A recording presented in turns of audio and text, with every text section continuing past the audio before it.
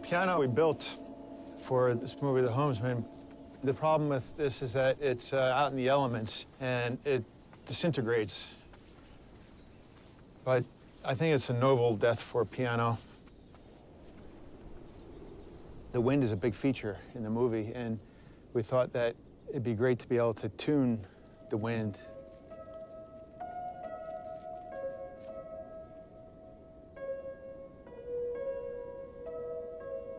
It sounds really amazing.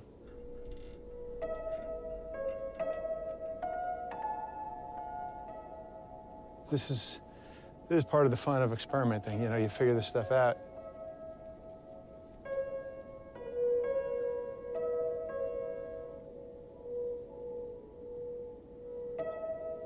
One interesting thing that happens is the sound travels through the wire faster than it travels through the air. So you get this reverse echo, which is really cool. You don't even need to put any effect on the sound at all. I mean, you can hear it all the way down in the valley. It's more than just a concept of doing something cool that nobody's done before. It's more fun. Samurai's death here on the hill.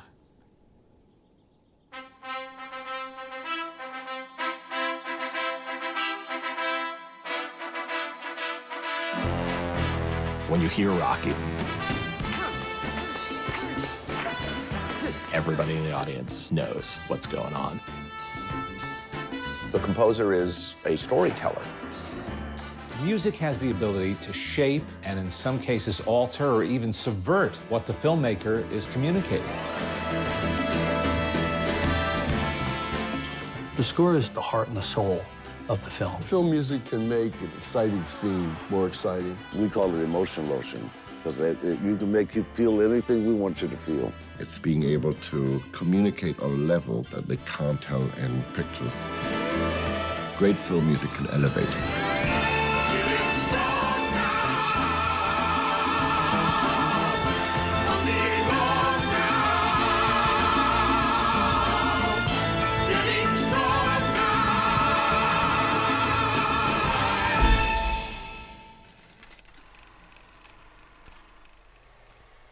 Music has always been a part of the cinema-going experience, as far back as 1895 and when the Lumiere brothers were experimenting in Paris.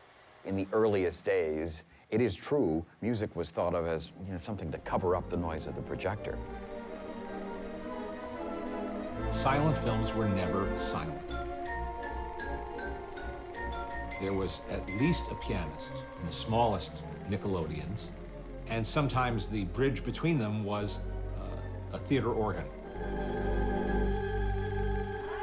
There were many theater organ makers, but the one that produced the most organs and is thought to be probably the best is the name Wurlitzer. It showed how a person could bring to life the movies that were otherwise quiet.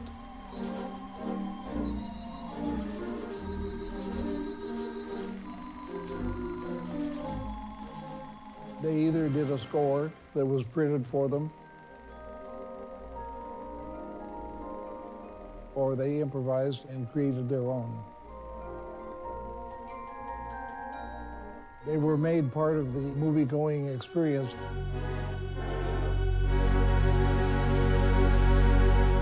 A number of people had toyed with the idea of scores in Hollywood.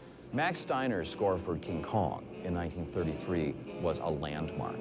When King Kong came out, wait a second, orchestra music in a movie?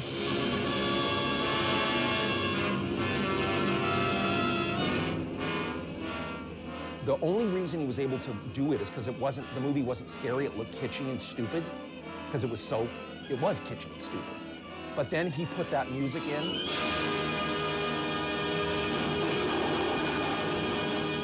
It completely changed the movie.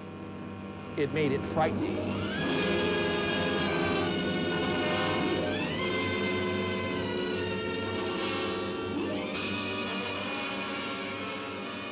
People had not done that before. It was really the first major score that demonstrated conclusively the power of music in film. Alfred Newman came from New Haven, Connecticut, an iconic figure in the history of film music.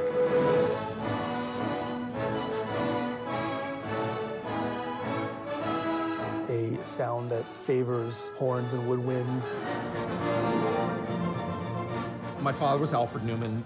In 1930, he came to LA. He was at 20th Century Fox for 20 years. The Fox logo, arguably the most famous logo ever written. It wasn't written for Fox, it was written for Goldwyn, and it was rejected. And then he used it for Fox, and Daryl Zanuck loved it. There was nothing like that orchestra. I'm talking about rubato. It means slowing down and speeding up in an expressive way. You would never read a line of text like, I went to the market today.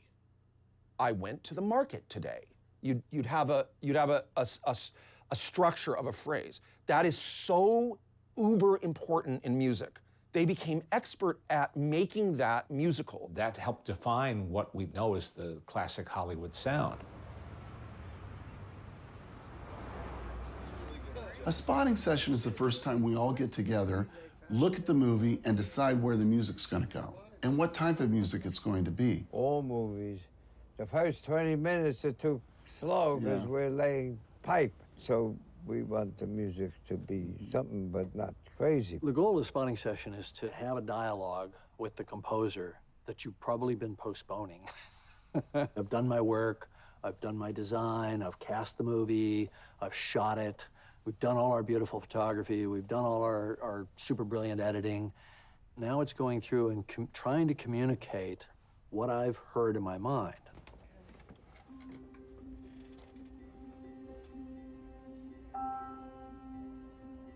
All mothers. Mothers are our rocks. So it says Open Road Pictures. Then we're going to cut to possibly not the front door, but a shot before the front door that establishes the house. Got it. Spotting to me is really important because it gives me an idea of what the director's looking at and what he's looking for. Something that's peppy right away. Yeah. And then we come here, we slow down. You're collaborating with people. I want them to feel like a filmmaker like them has come into the process. I'm the one that specializes in this one thing that they're uncomfortable with. You're trying to come up with music that supports the scene and complements it in an unobtrusive way. You spend as much time as you can immersing yourself in the backstory. As a film composer, you're part of the storytelling team. You want to spin forward to the next cue, Gary? Yeah. This one sort of ends when she comes around the corner, right? I try to get a sense of what their insecurities are. The more time you spend with them, the more you get those answers. Most directors don't know how to convert emotions into musical, or into music. So the composer has to kind of, act almost like a therapist and go through all this mishmash of what the director is saying and get the essence of it. What if we kind of tailed right into that? Yeah, right. You don't need it going. Don't score him. Just Maybe don't, or just put transition. a nice little transition, Gary, that kind of just spills over, and then he comes up. Yeah. Something like that, maybe. Yeah. Okay. We got the gist of it. Sort of in that first conversation with the director, I have glimpses of what it could be. Every project starts roughly the same way. Somebody comes into the room and says, I got this idea, and it'll be fun to do. It'll be a fun adventure, etc. And they tell you the idea, and you get drawn in, and you get excited, and you're flattered that they're even considering you. Whoa, me, I get to go on this ride. And then they leave the room, and then you have a moment of reflection. You go, I have no idea how to do this. Oh my God. And then after a while you think, should you be phoning them and saying, hey, I think you better phone John Williams. I have no idea how to do this. The blank page is always the blank page. Plus, I have no idea where music comes from. So, there's always the fear that somebody's going to switch off the tap. This is a film called Race. I've been working on it for a week, so I'm just beginning. I'm just sort of getting into my process with it. Where I'm thinking it should start is just coming up. And, I'll start with it coming in really, really quietly. No. Well, why not? You want to win a gold medal? Sure. You want to do it in Berlin? Well, I mean, unless you were planning on waiting. There's a change of direction in the scene. And that's often a prompt for where music will come in. They don't care much for color folk over there. Well, they don't care for much here in Columbus either. Is that gonna be a problem?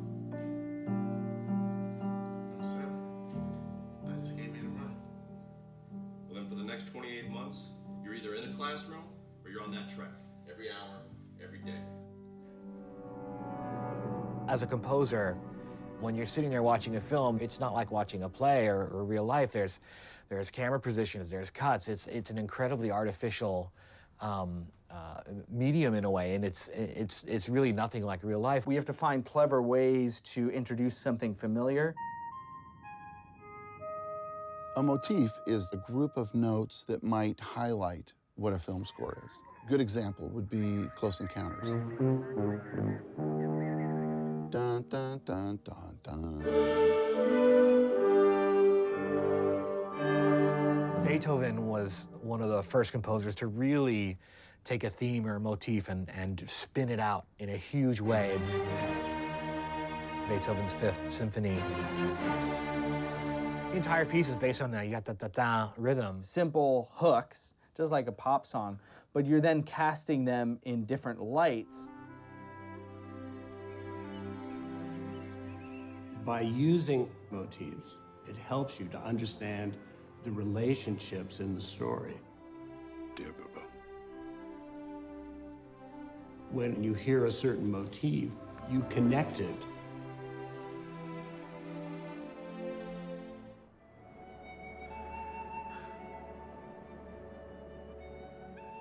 And it actually helped you follow the story. 9 companions.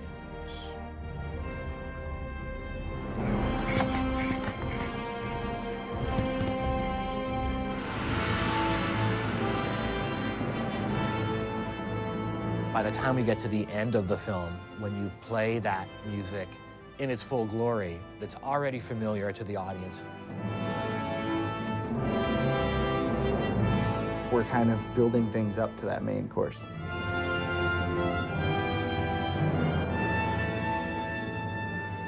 The director is not a huge fan of strictly orchestral elements, so we're exploring. Here, this Buck, he's working on a movie now called The Gunman. We're working on together.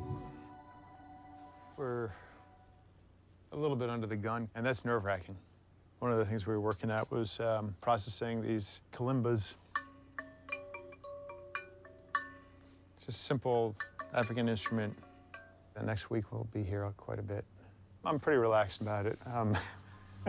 Buck's not, but there's a lot of work to do.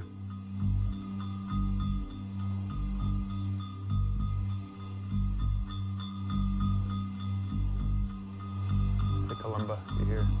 She's following a mystery to find out what's happened. The music needs to have a bit of intrigue.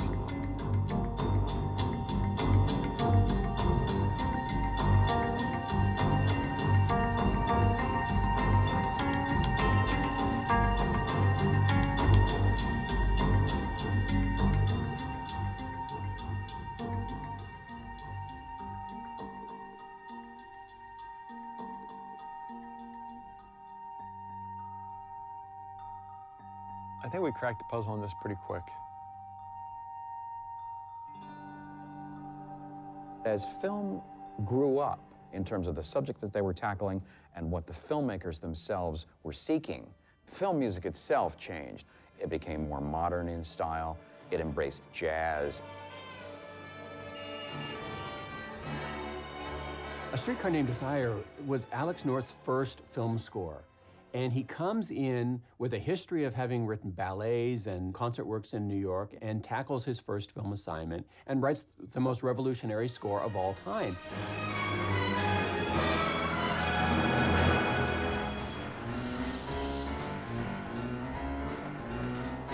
The first film score incorporating jazz in the writing structure. Jerry Goldsmith said when he heard the score for the first time, he knew that film music had changed and would never be the same.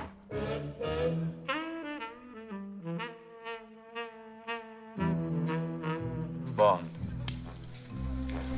James Bond. John Barry came from his own band